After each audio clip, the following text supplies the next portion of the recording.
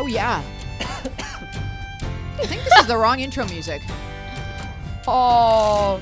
I've been out there wandering. This is my wandering. Hey, sing along at home.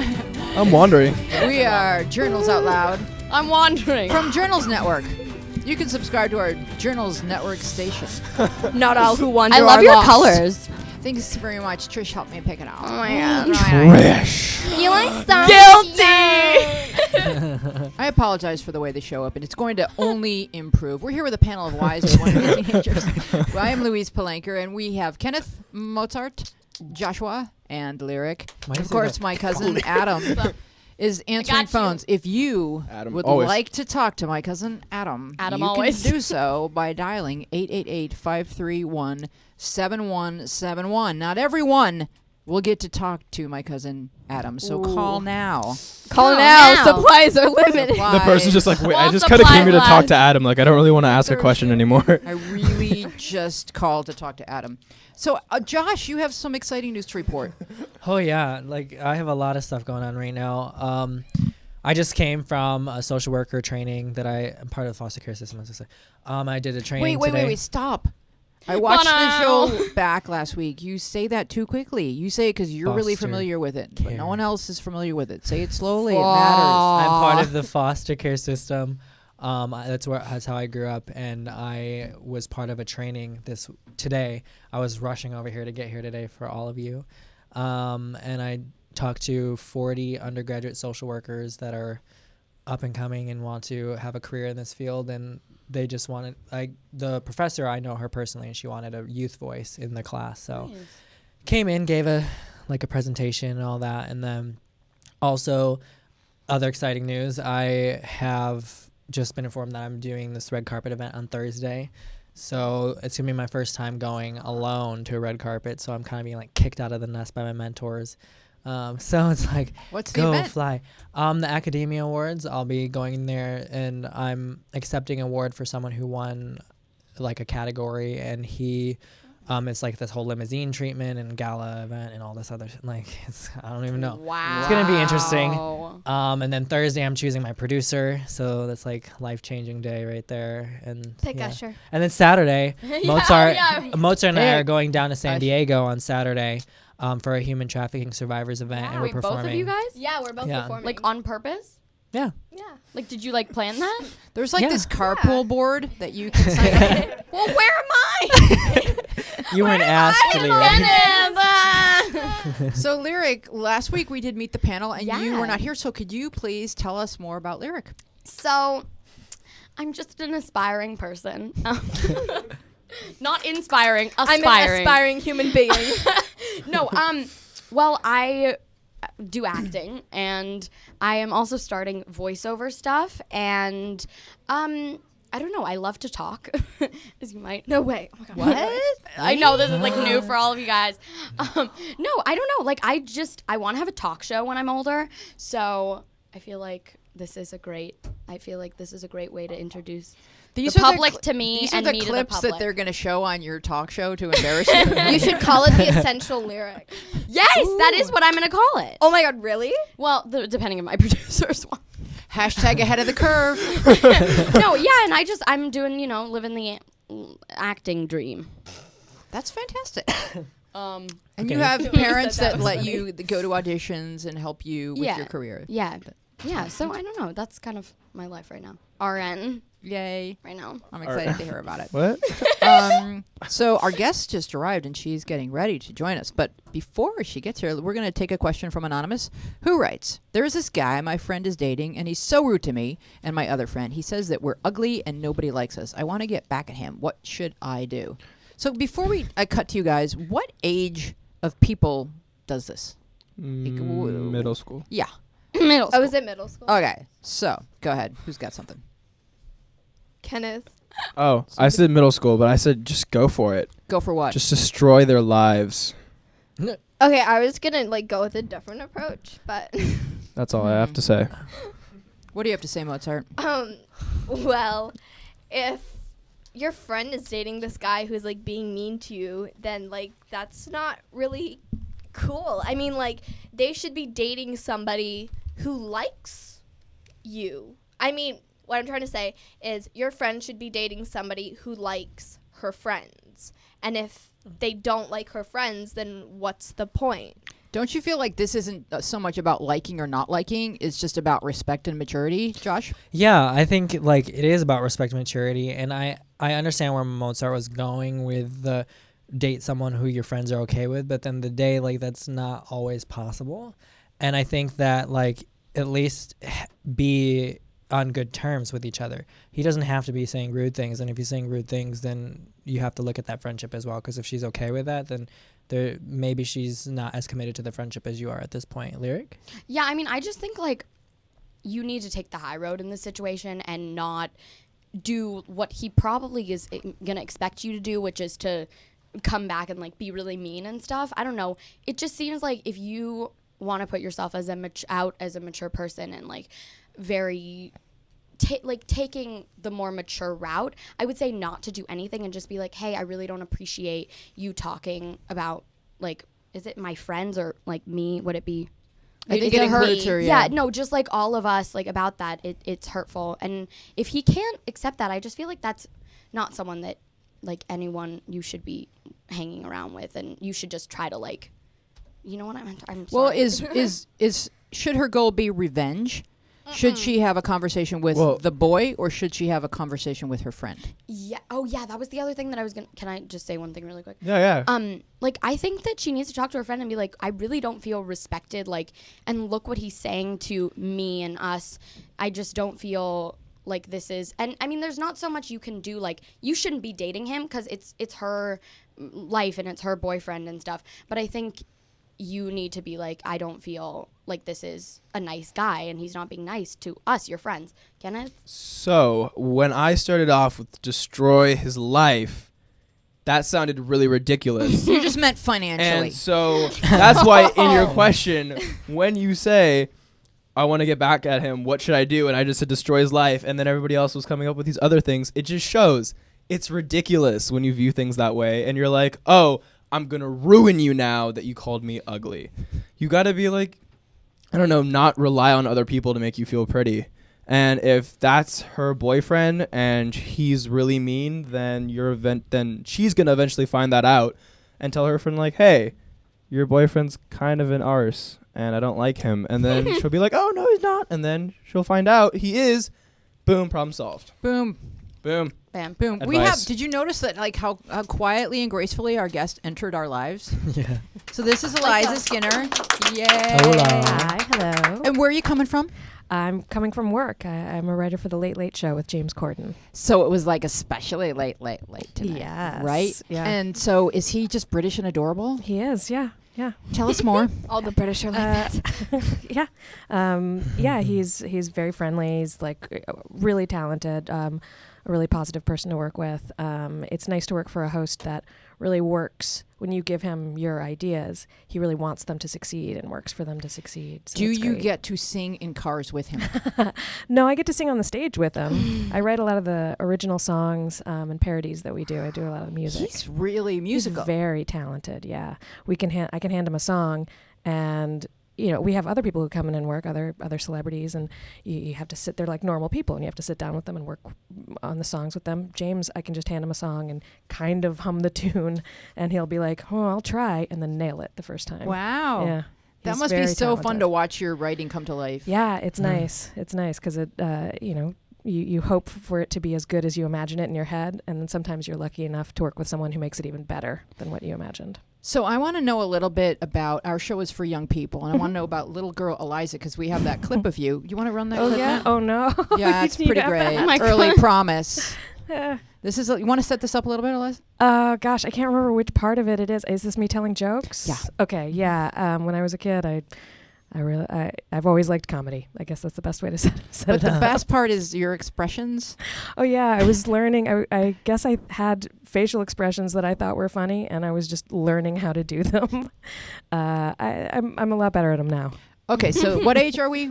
I think I was 4. 4. Oh my gosh. Do you Yeah. have that clip, Matt? So All right. I can't quite see the click on that. It's just like being a James Corden, right? Any songs? How about a joke? Tell us a joke.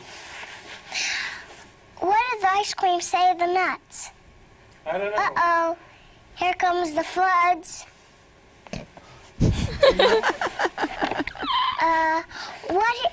Where do you park a dog? In a parking lot. What key can you never open a door with? Don't know what key.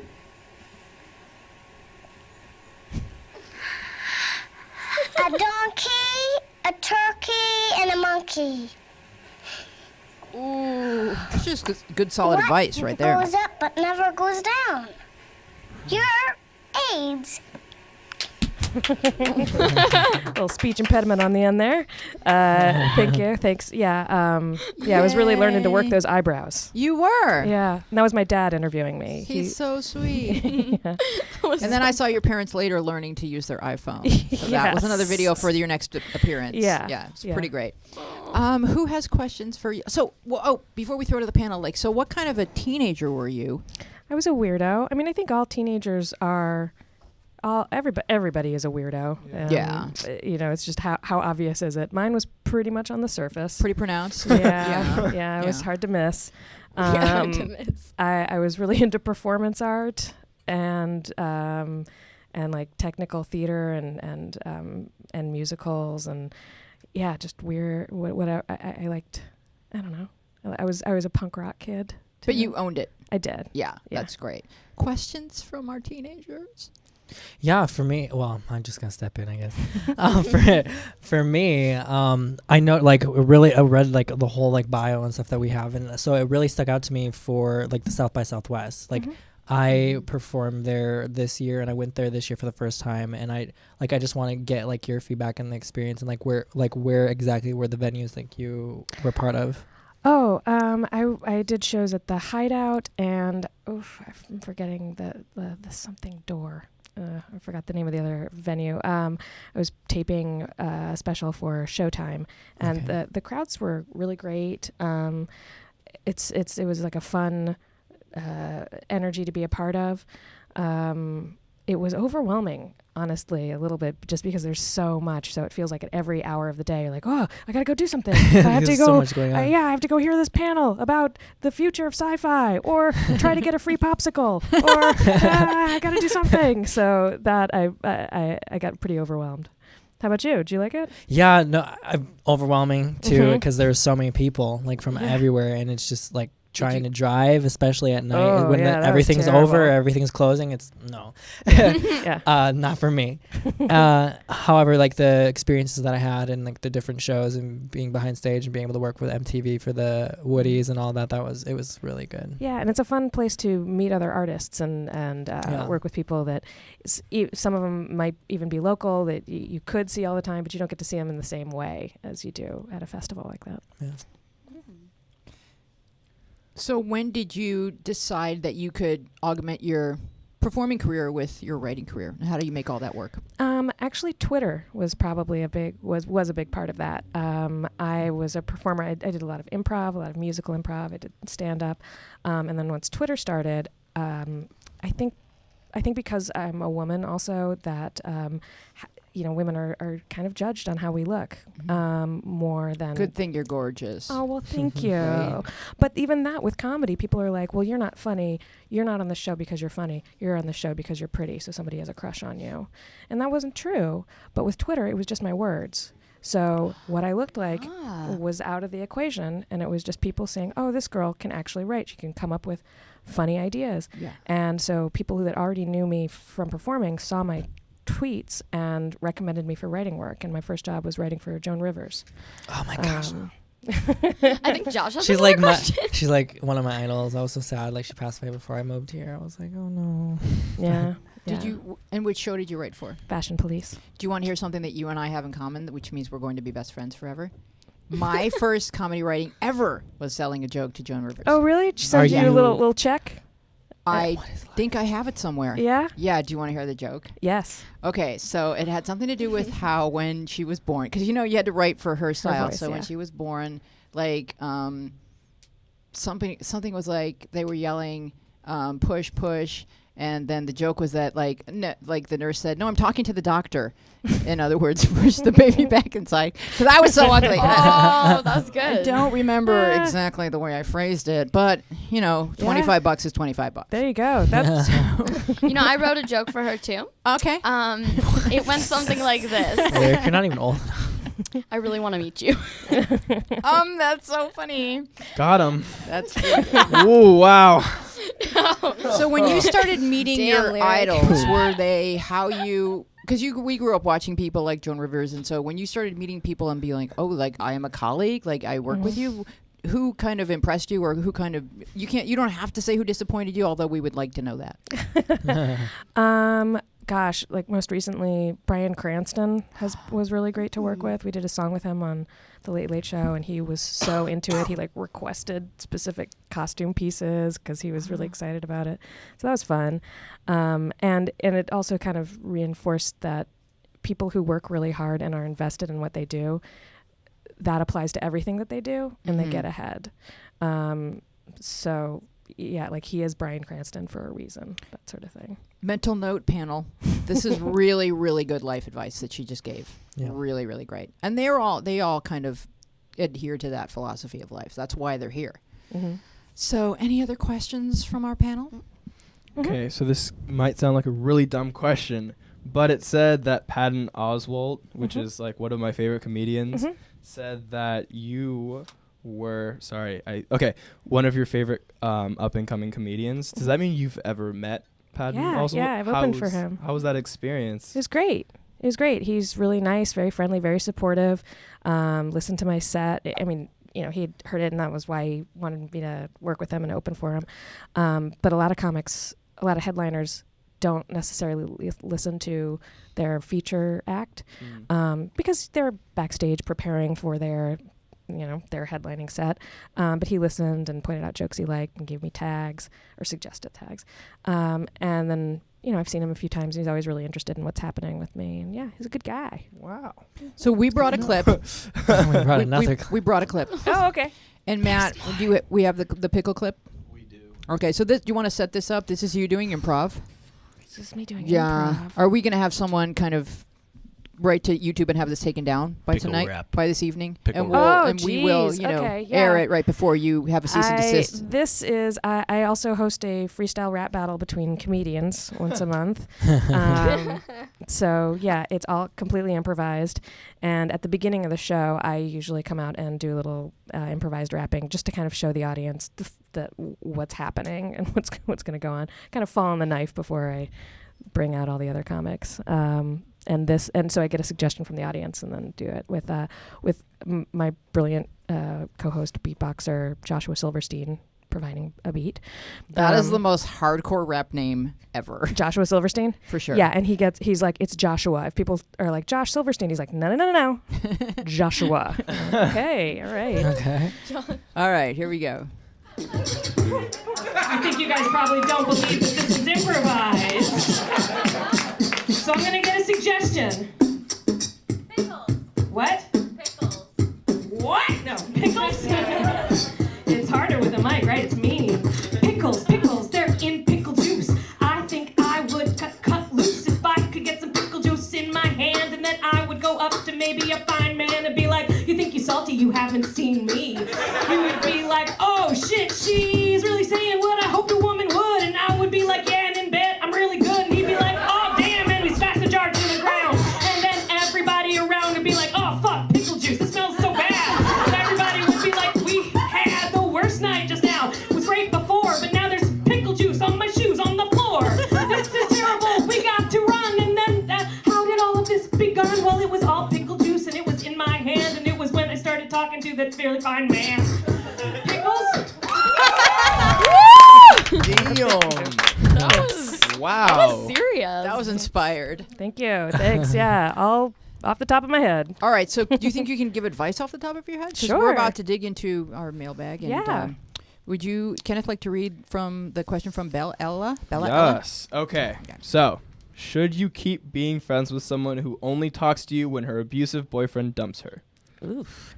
That is a complex Yeah. situation. Went from pickle juice to this. I was So like, mood prepare yourself. down. That went from like 1 to 100 real fast. The question is like, are you just like becoming part of the pattern at Yeah. that point? Yeah. You know. I feel like should I answer? Yes. Is there an order to this? Okay. Yeah. I feel like you should remain friends with someone like that, and they need a support system, and they're going to need a support system for a while. You don't need to be overly involved in their life, and you can also give them boundaries, like that you're seeing this pattern and you're there for them, but you don't want to participate in the pattern, and that you don't feel comfortable being around that person either, but that you're there for them when they need you. Lyric. There's a drama So this happening is- with this water bottle. There's a pattern here. It's a very abusive pattern. She's that dying of thirst, and that is her only way of survival. the pattern And is you're that Lyric. No, Eliza, you can help with this. The pattern is that Lyric will, I dropped my water, and then it's other people's problem to pick up the water. I think very she abusive. took care of it this time. She did. Kenneth. Let's get back to the question. So, what I was going to say about this question is that, yes, if this person needs help, and even though you're not the best of friends, you don't have to be best friends with someone to be there for them. And it sucks that they're only coming to you just when they need you. But at the same time, I mean, it sounds like it's not really that big of an issue. Like, it ruins your life when this person needs your help. So if it's not causing you any harm, then just roll with the punches. Josh. Yeah, like I don't necessarily agree with everything that's been said. I kind of am on the same page a little bit. However, I don't think this person's actually really a friend, though. Like, I think friends talk on a regular basis, or at least have a connection where they're come together and it's good times, not talking about their troubles. So if this person's only coming to you in situations where she's having issues with her boyfriend that is abusive and like is seeking your advice, first off, I would say tell her that this is not a good relationship and support her on leaving the relationship. And if she's also like not willing to be there in times when you need her, or if you're just wanting to hang out and have fun, then I wouldn't say she's your friend. Lyric? I mean, I agree with you on some of that, but the thing is that I think, first of all, that's a huge compliment that she's coming to you for advice, because it means that she thinks that you give good advice and that you are there for her in situations like this. And I think that definitely, yes, I mean, like, a friendship is not someone who just comes to you like when they need advice, but that is nice that she is seeking your advice. I think if you do want to like make this relationship grow, you could be like, hey, let's hang out sometime, or like, I want to see you, and like, just, like, I mean, she's not gonna be like, no, ew, I only like you for your advice. Really hope she wouldn't say that. But I think that if you really want this to go somewhere in terms of a friendship, then go ahead and be like, let's hang out, and then she'll be like, yeah, and then it will continue as a real friendship, most likely. Mozart.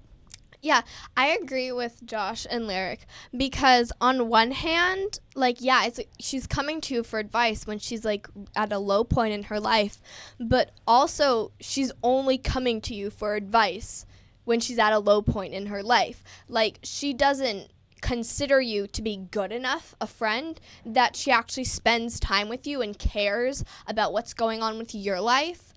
She only wants to be your friend when she needs something from you. Okay, so here's a factor that you guys need to keep in mind. When you're in an abusive relationship, the guy often doesn't let you hang out with your friends and tries to completely control you. So when she is able to speak to you, you need to say something to her like, I don't want you going back to him, and that's how I feel, and if this continues to happen, I may have to cut off this friendship because it seems to be cyclical and not healthy for you, and that hurts my heart a lot. Kenneth? Yeah, and I understand what you guys are saying, but personally, I don't think it's even about the boyfriend when it comes to this relationship.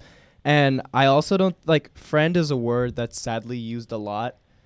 And we don't really have that many true friends, but we like to say that we do, with like Facebook, Instagram, they're all friends, 300.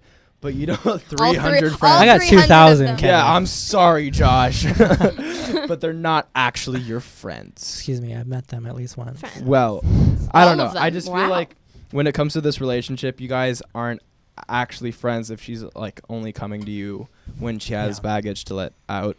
So But it may be the only time she's allowed to. because when she's with this boyfriend, he doesn't let her reach out and have her own life and her own friends. Yeah. That's Yeah. what abusive relationships are like. So And that's why I would it's- say that is the case when you're older, but like this is also high school or Yeah, middle she's school. home. no, She no, can no. talk Do to you him. not watch Dr. Phil?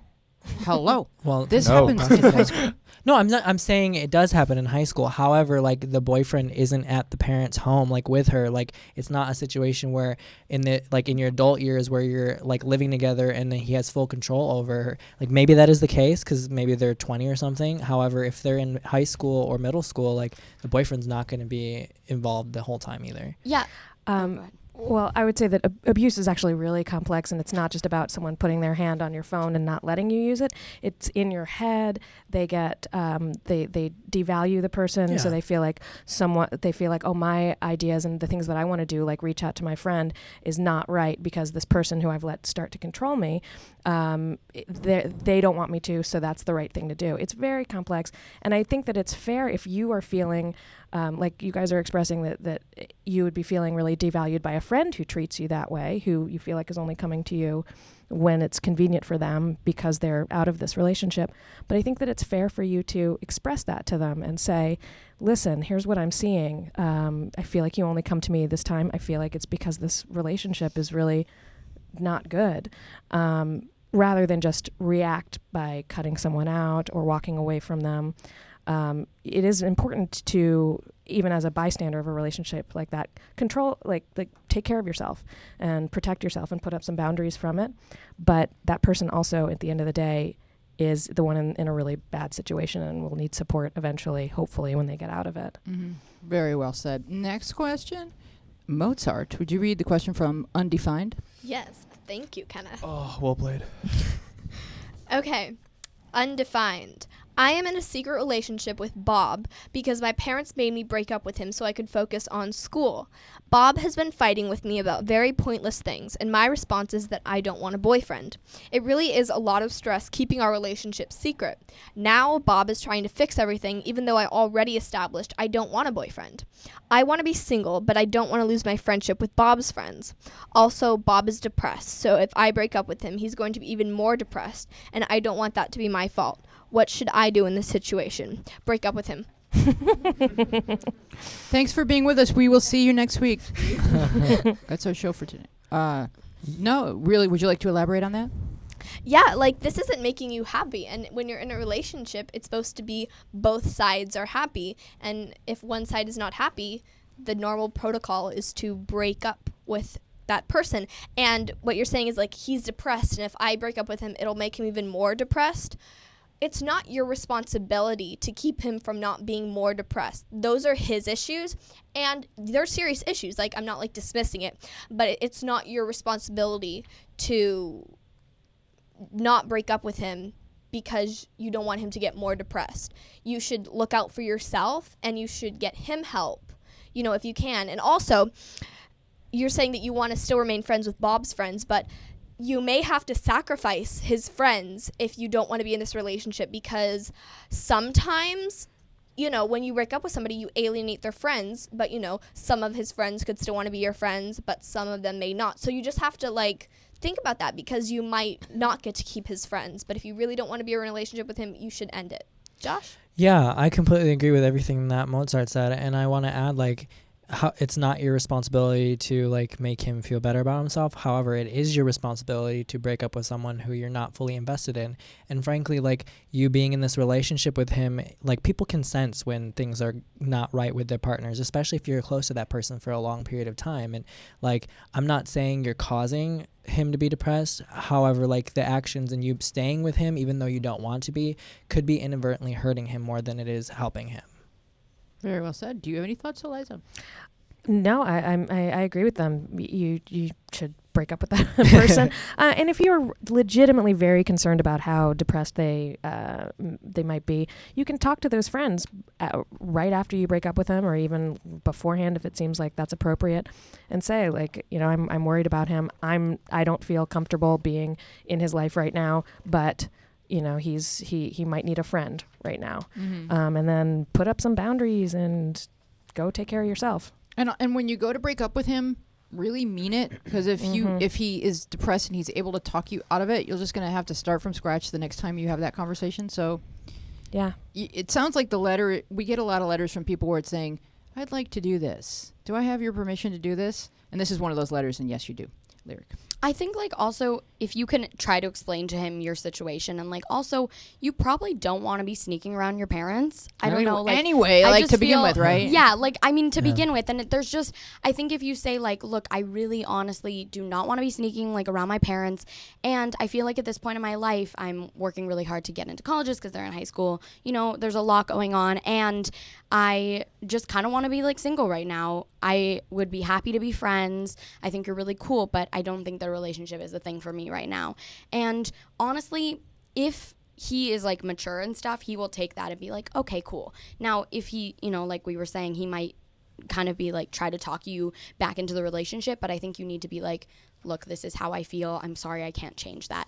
And then if something goes great and you still stay friends with his friends, like, I just think that is the last thing that you should be worrying about right now, because there's so much, like, other stuff with him, and the friends are just like an extra side thing, if you know what I mean. Right, but you know how when things are a certain way and everyone kind of understands that things are a certain way, you don't want to be that person that suddenly goes, oh no, things are different, because you think everyone's going to be staring and pointing at you. But, like, honestly, people break up and start dating, and things are fluid, and you get to do this, and everyone will adjust.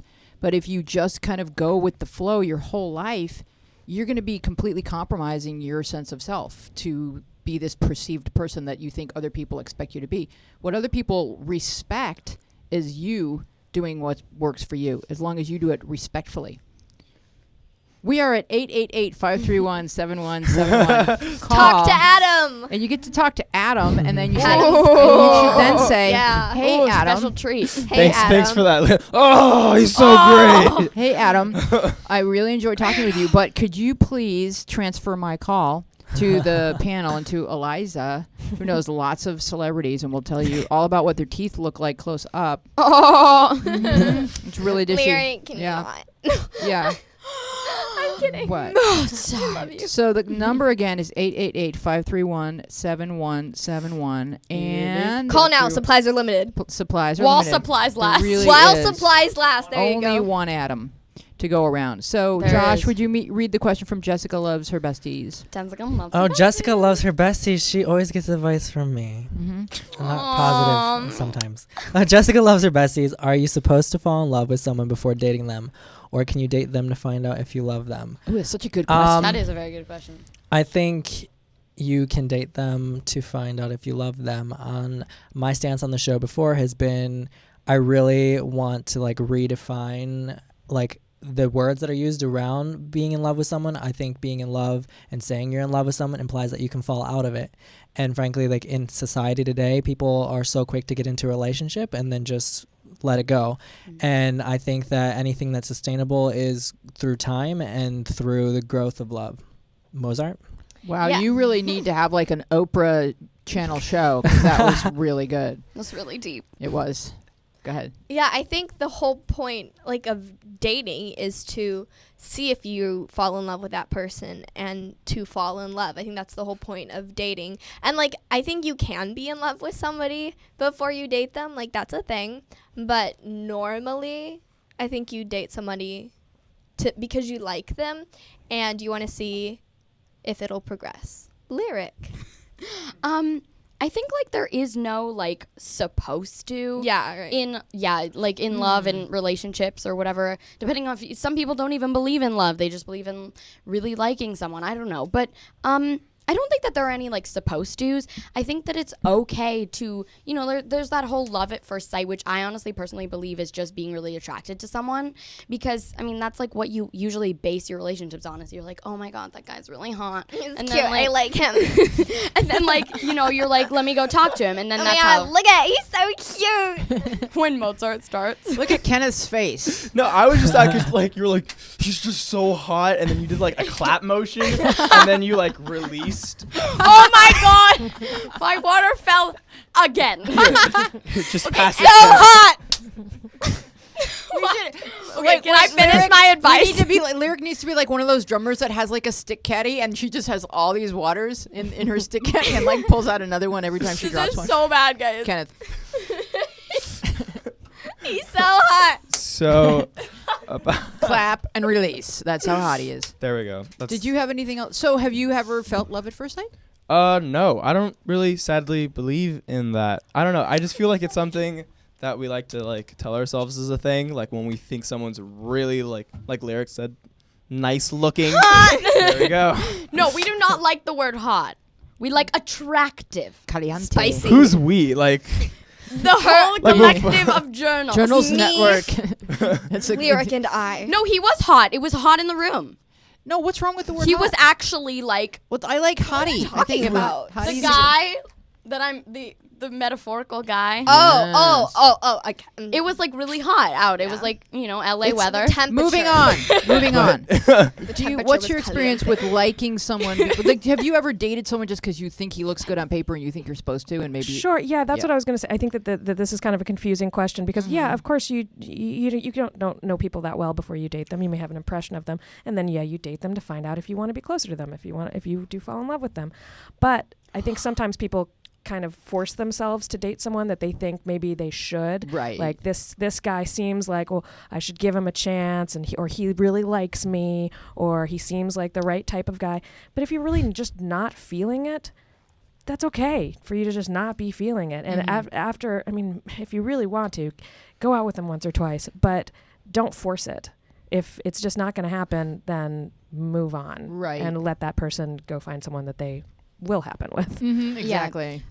This is kind of funny because back to BuzzFeed, I saw like a video recently that was, there's like a quiz type of question thing that you can ask another person, and apparently you can fall in love with anyone by taking this. The Did you hear 36 about questions? This? Yeah, the 36 questions. And I like, know about it from the New York literally- Times, but yeah, I feel like we might have. My parents had that, but my parents. I don't know had what website I that don't is. really Just like different generational media. Is that like an app or something? Yep, probably. Yeah. No, but yeah, it was really interesting because like, even though, did you see the video? There was like a video on it, but there were like two people that definitely mostly felt closer after it. And, different people define love differently, but it's definitely like, if you get to know someone, I think that you get a lot closer as long as you're attracted to them, to falling in love or like really liking the person. And I think just talking with them is honestly like how you're gonna know. And then, but I mean, you can be, like I said, you can be attracted, but I wouldn't say that's really loving them yet. I don't know. I mean, it depends on what you define as love. But yeah, that was kind of a full circle moment there. Well played. But so for this question, the best advice that I can.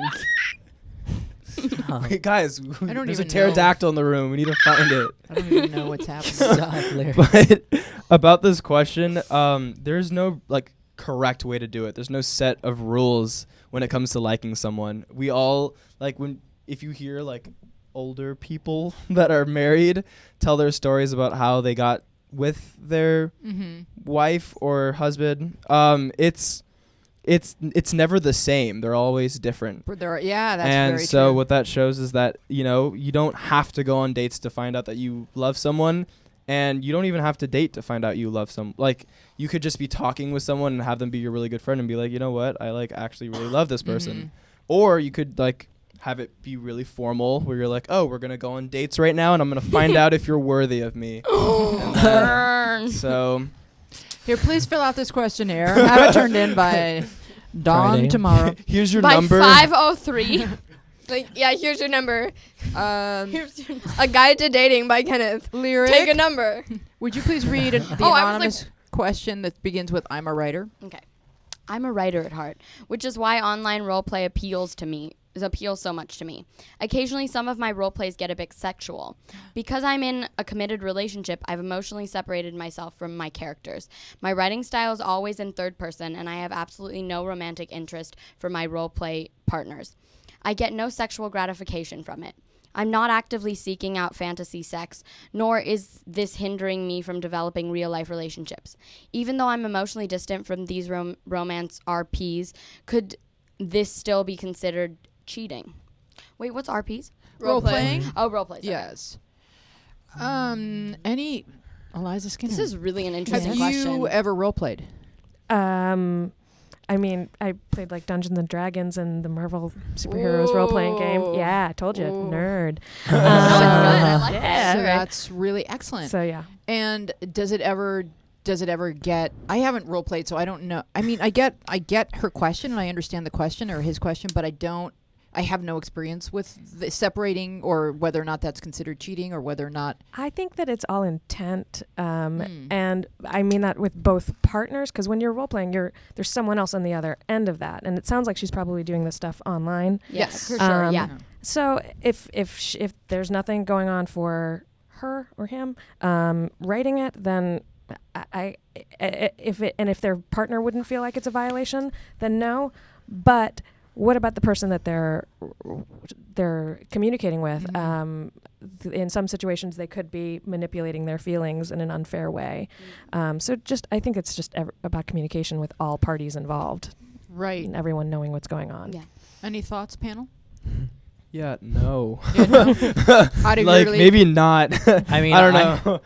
I haven't really role played. I mean, maybe she isn't considering it cheating, but like what you said about the other person, like they do have emotions too. Maybe you're emotionally detached, but they're not. And like, I don't really, like I said, I don't have really any experience like with this other than like people comparing me to other people. Like last week Whoopi, this week Oprah. So it's like I'm an inner black woman or something. Like but like at the end of the day, like I that's the extent I have with role play. So I don't really have anything else to say really. You say that so matter of fact, like my inner black woman. Well, You know, the usual. Thoughts, Lyric? I think like it's really, to me, it wouldn't be cheating because it's not a real in-person relationship. But I think that the fact that you're questioning it a little bit and being like, is this right? Tells me that like you have some part of you that's like, this is not right. I shouldn't be doing this. So that's what, I think definitely checking in with your boyfriend or girlfriend about this. Cause you know, if they're like one of those really chill people that's like, whatever, I don't care. Like, this is cool that you do this. But I think that since they're your partner, that's like, you need to tell them, or you should tell them. And I think thank you for asking us this question, because I would be like, what is the right thing to do in this situation? Because it's not a real in-person relationship, but yet it still is getting sexual, and that's, so yeah. Kenneth?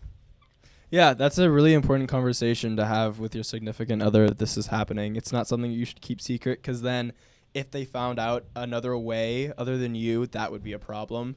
Yeah. If they like thought you were keeping this from them. So yeah, definitely have a conversation with them. And in my opinion, I would have to say that it's not cheating because you're not actually with someone else. But I mean, no one would like to feel like somebody is talking to somebody else about sexual stuff while you're with them.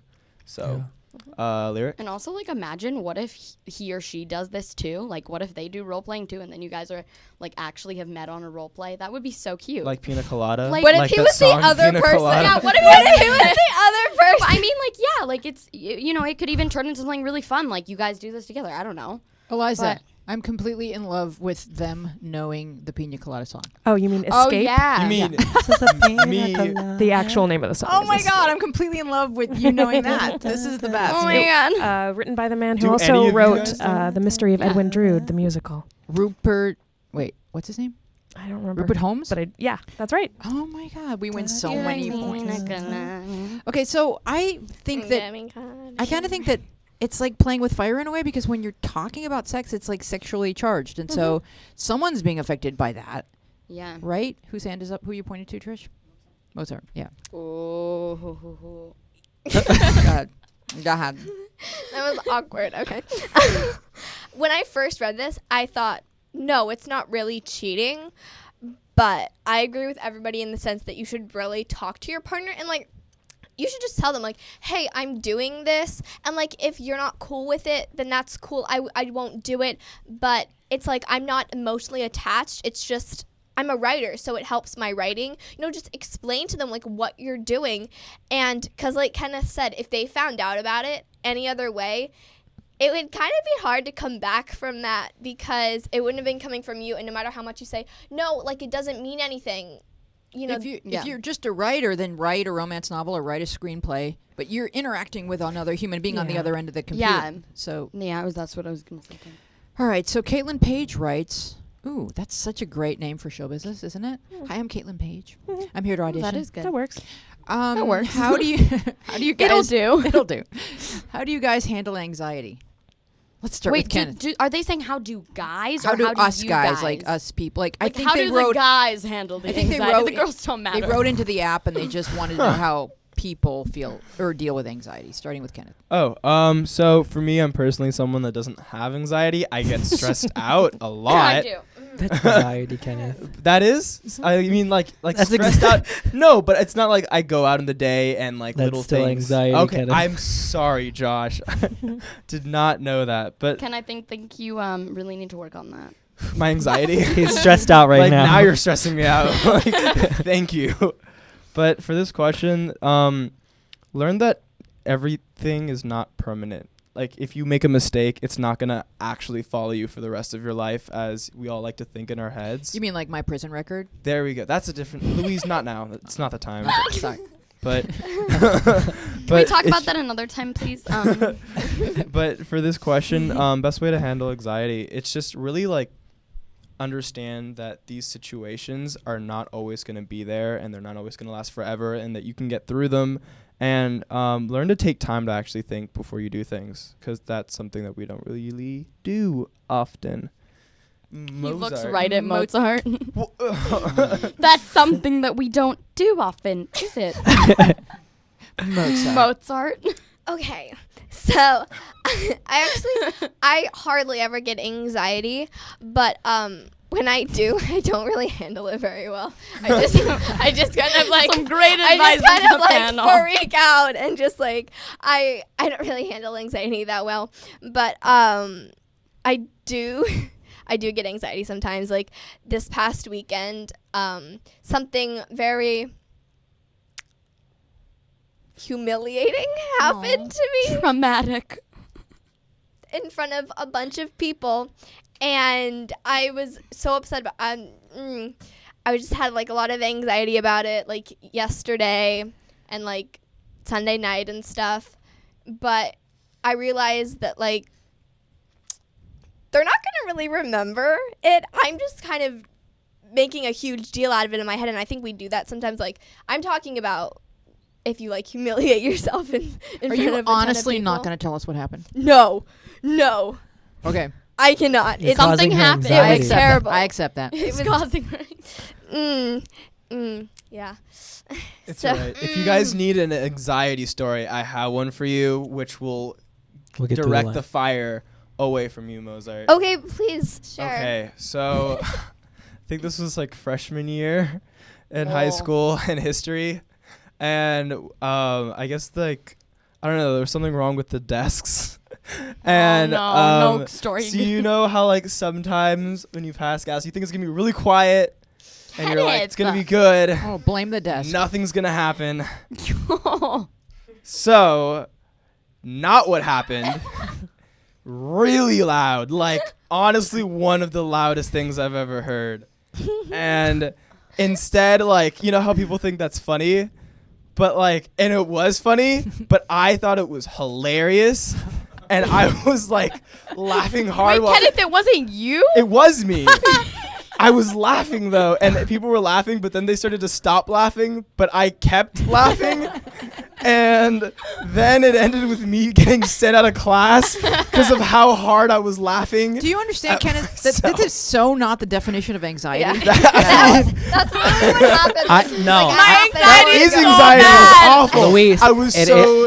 And I was like laughing, Scared. running into the wall. He's right. That is anxiety. I mean, it's not similar, but like I have so many I was in middle stories. school and there was like a lockdown because there was actually somebody in Josh the just starts school. laughing. And I did. Yeah. I was Josh in the was like- quiet classroom just laughing, and the teacher was like, "Shut up." How is this anxiety? And I'm like, because it's like your body doesn't know what to do. oh, okay. So it just starts laughing. Oh, so you laugh out of, uncontrollably. but it's like it's Nervous more like you laughter. feel like yeah, but it's more like a nervous situation than like low grade anxiety that follows you around.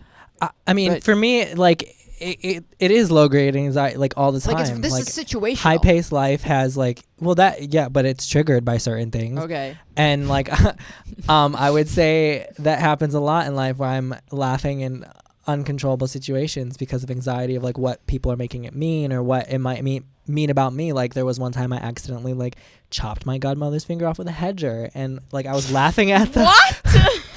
Well, let's Just- back Like, on for a second. we were at the hospital and I was just laughing, and the doctor told me I had to go like stand in the corner. Like I could not stop laughing. Like it's a problem. No, like Josh, go have a timeout. You just Like- cut your godmother's finger off. Go stand in the corner. It's true. Go. But like the anxiety is real, and like what I found like really help like control it and how to handle it is really to just focus on being present with the current situation and not think about what other people are thinking or what think about what the situation is. Just really focus in and like try to focus your breathing and your like heart rate, like kind of like tap, and your heart rate will slow down. tapping. Josh, Tapping, how yeah. do you know about that? Because during I give a lot of speeches, and you have to for me at least, I have to before or even during a speech like tap my legs slowly like to lower my heart rate. It's proven that like Smart. the heart rate will lower to whatever beat that's why music Oh, works so yeah, well. yeah, Like yeah. if you listen to slow music, you'll calm down. And too. also, do not say you still have more fingers than my shop teacher. or my godmother. Not appropriate. No, Oh. to No, don't say to your godmother. You still have. Never mind. Lyric, anxiety. Oh, Because I know that you. Yeah, you're talking to the right person. Yeah, you're an expert. Yeah. Oh well, I wouldn't say that. Yeah, no, I have anxiety, but it's not just like I have anxiety about things. Like I'm like diagnosed with anxiety, and I've been able to handle it pretty well from like going to therapy and just sort of like learning different techniques of like how to calm myself. And I think some that work for me are just like, yeah, like what Josh said, like there's also tapping where you like do like tapping in certain places, like, but that was like the same thing. And I haven't done that in a while, but I remember doing that a little while ago and that helped. I think for me, just like doing like a reality check, like, which means if it depends what kind of anxiety you're having, but sort of, this is what kind of everyone's been saying, but being like, okay, let's just say that like, what's an example of an anxious situation? I can actually tell you what happened if you want. If you really want to Okay. know, I'll tell We you. pulled it out of her. If you really want to know, I'll tell you. Okay, but here, you want me to I just think finish it my would example? help. I think. Okay, it would go help. ahead. And then I'll finish my example. Go ahead. Okay, so I'm in a children's choir, and we're a really good children's choir. We're actually like going to New York to perform at Carnegie Hall in like 3 weeks. Wow. So like just like we're actually like good. And we have conducting class, and this is ironic how this happened because I just got like promoted into like the highest like kind of like level of like singing. There's like on different ensembles, and I got promoted into a higher one. And There's no Is this- part. Okay, so funny? just to finish it up, what happened was that Lyric, when she started her story, she's like, "No, it's fine. Don't let me finish my example." And just started listening, but nobody heard her say that. And you just, Oh, I see. So she's laughing at her own joke inside her own Yeah. head. Okay. No, because But I heard her, and I just went like, because I was like, no, it's fine. You go ahead. No, I'll go. It's fine. I thought she was laughing because she was hoping there'd be farting in this story. well, it's kind of worse. I was sitting in the back of conducting class, and there's about 50 to 60 kids in the class, and I had been absent for 2 weeks in a row because I had the flu and just other stuff. So I kind of forgot this one thing that we had been doing, and it was a 4-count conducting, and it goes like dun dun dun dun. Like now I know how to do it, but like that. And so I guess what our conducting teacher loves to do is call on people he doesn't think are paying attention. And I actually was paying attention because I try to like pay attention as much as I can, because if he does call me, I want to be able to do what he's going to show. And we had been doing 3 counts, and we did a 2 count. So I knew what to do. So like it's not like I wasn't paying attention. I was. So he called me up, and he says, do a 4 count in staccato. We're going to do Twinkle Twinkle Little Star. And I got confused in my brain because I was like, okay, I'm going to do what we just did, because that's what we normally do. And what we had been just doing was a 3 count. So I finished like doing my 3 count in staccato, and the whole class goes silent. And this one girl in the front, she's like, you did the wrong one. she's like, they're all looking at me. They're like, you weren't supposed to do. And our conducting teacher goes, okay, that was in 3/4. Now can we do it in 4/4? And I did it in 2/4. Then I did it in 2/4. Then I did it in 2/4. I had been absent for 2 weeks, so I forgot how to do 4/4. I forgot how to do it in 4/4. So he's standing there, he's trying to show me how to do 4/4, and I forgot. And I'm like, I can't get it right. I can't get it right. And I'm like, I'm not wearing makeup. So my face is just totally like, just like Bright red. Yes.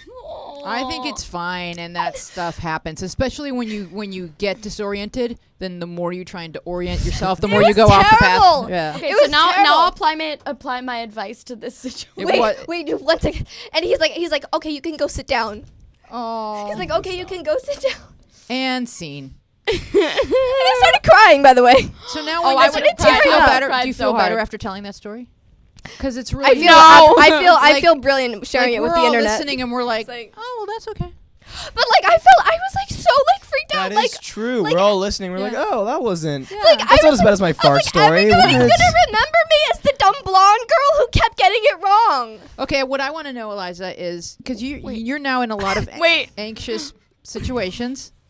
We've been on this story for a while, so we're gonna move on. Sorry. You've been in a lot of anxious situations with a lot of people that you probably grew up watching. Have you ever gotten yourself tied up or thought, I'm saying this and I don't know how to fix it? Yeah, well, I mean, from doing improv and stand-up, but especially improv, you kind of have to become friends with your fear and anxiety. So rather than try to fight it all the time, just be like, I understand that this is going to be here, and that's okay, and it's not wrong, and it's not the situation. I'm not malfunctioning if I feel that. It's just this is how it's going to be. And so sometimes I'll be in a high-stress situation with someone, and the heat starts going up, and the anxiety starts going up, and I can just do like self-talk, like, you know what, you have to focus on what you need to do here. You just have to get through this, and later you can feel the feelings about this, but right now you need to just get through it. Generally, like, I mean, I'm a very anxious person, and all the stuff that you guys said I think is really valuable and good. Exercise also is really, really important. Yeah, and I like what you're saying about build up that muscle that knows how to just power through. And things like improv and performance and what these guys are doing right here, just talking extemporaneously about their immediate thoughts on these issues is like really, really good exercise for your mind that you can push through a stressful situation and then have the feelings afterwards. I think that sometimes when it gets really bad is when you're fighting it in the moment, when you're like, oh, I'm screwing up. Oh no, and now I'm worried about it, and now it's even worse, and then you just sort of spiral. So if you can just stop it and be like, I'm screwing up, time to do the next part of this, then you can stop it from just getting worse, because you're gonna have tough days, you're gonna have stressful situations. There's nothing wrong with feeling that. Lyric. Yeah, no, that's actually like what I was about to say. Yeah, no, that's one of the techniques that I've used. And also there's this new one that I learned where it's like you use the 4 elements. So like the first one, we can all do this now, okay? Group therapy session with Lyric. So like you first for earth, you like put your feet on the ground and like you feel the ground beneath you. And this is more of like a grounding exercise so that you can kind of like, and then for the air, it's like breathing. And then for the water, it's like swallowing, you swallow. And then for the fire, it's, I don't know. Great. You're doing exercise. great, Lyric. That was the 4 elements with Lyric. You can completely burn down the first 3 if you don't Okay, do this the properly. fourth one, I think the fourth one is like, do you know what the fourth one is? I don't. She had something else to add I about him. did. Maybe it's like drink whiskey. But I do know that you got that like you get really hot sometimes when you are feeling anxious. Maybe it's a quieting of your own heat. I don't know. Maybe there's that lighter app for when you're at concerts and you just kind of go like this. Yeah. That's what that one's for. So every Go time ahead, you're on Eliza. stage. Go ahead, Eliza. Well, I'll also say that I think a lot of the things that I was hearing from you guys and that I have felt myself is about judgment from other people and feeling like you're being judged. And I think that something that's helped me in my life has been to start being able to recognize people who make me feel good and people who make me feel bad, and not hold on to the messages of judgment and negativity, and instead try to surround myself with people that make me feel good. Because I think a lot of times we'll have an instinct to, if someone gives you some sort of criticism, then that's more valuable than someone giving you praise. Does that make sense? Or you work really hard to fix that and correct their view of yourself. Rather than just go, yeah, you know what? They're right. I do have short little teeth. Whatever. I'm going to get on with my life and be good at stand-up. You know.